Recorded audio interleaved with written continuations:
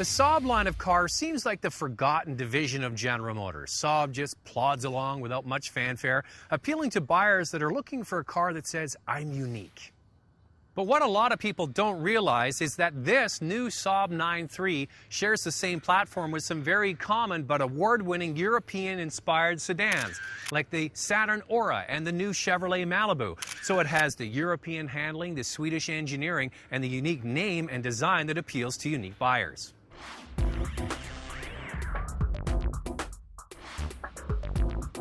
At first glance, the outside looks similar to the 2007 model, but on closer inspection, the front is more aggressive. New sweeping headlights, bigger air intake, steeper windshield, and a clam-shaped hood. All very subtle but effective styling treatments that give the new 9-3 an upscale look.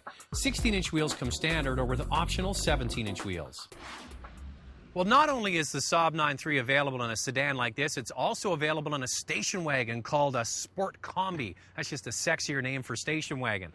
You know what? That car obviously has a lot more storage space, but this sedan is no slouch. The trunk is fairly long and deep. Plus, you can release the back seats from levers here in the back. There are two trim levels to choose from, the base sedan with a 2-liter turbo 4-cylinder or the Aero featuring a turbo V6 motor. Today, we're focusing on the base model. The first thing you notice when you get in any Saab car is the placement of the ignition. They've put it in the center of the car, right by the gear shift lever and the handbrake. That's a little weird at first, but after a few trips, you definitely adapt. Some of you might know that Saab also make fighter jets, and the interior of Saab cars is inspired by the cockpit of a jet. It's a wraparound design. Even the air vents here are aircraft inspired. Everything's close at hand. It's quite well laid out. The problem I have is that Saab has been using this particular panel for several years. The materials are a hard plastic, and it's just starting to look dated. The turnstocks feel flimsy, the door handles have a hard plastic feel, the radio readout is dull, and the back seat has very disappointing legroom. The good news is the steering wheel tilts and it telescopes. Saab seats, much like Volvo seats, are very supportive and comfortable. This car has lots of adjustments so the driver can get very comfortable. Front seats comfy, back seats not so much. Now, as I mentioned, this Saab 9-3 has the same platform basically as the Saturn Aura and the Chevy Malibu, but in my opinion, this one handles the best. Plus, the suspension is quite compliant, so it just soaks up bumps effortlessly. Another unique approach is that a 4-cylinder high-output turbo does all the work, so the driver has 210 horsepower and 221 pound-feet of torque at just 2,500 RPM. All of this from a 2-liter engine. So what this means to the driver, he has plenty of punch under the right foot with an efficient power plant. Equipped with a manual transmission, this car gets 26 miles per gallon in the city and 41 miles per gallon on the highway. What I love about this engine is just how freely and easily it revs all the way up into the upper power band.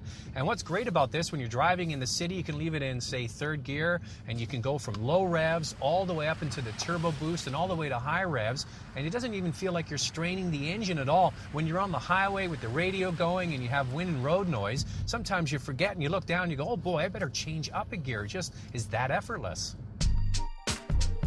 The 6-speed manual transmission shifts without much effort, but it feels a little bit vague and mushy. The automatic is a 5-speed unit. The dash has a unique feature that allows the driver to shut off all the dash lights at night except for the speedo to help reduce fatigue on the driver's eyes. The color of the dash also helps. The surfaces that are facing the driver are black, even in cars with lighter interiors. Now, because this is a turbo engine, you have a little bit of what's called turbo lag. You put your foot off the light on the throttle and you wait for the turbo to kick in, and then it takes off with a surge, and that creates a little bit of what's called torque steer with the steering wheel tugs, especially when you're going around a corner. It isn't that bad on this car, and it really is easy to handle.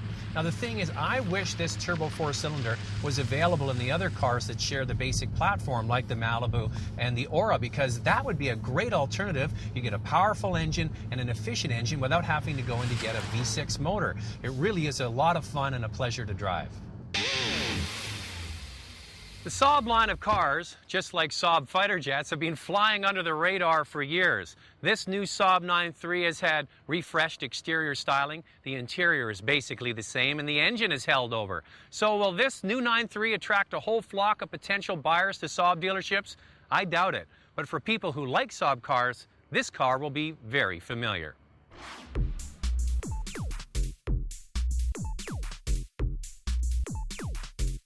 For complete specs, go to our website at drivingtelevision.com.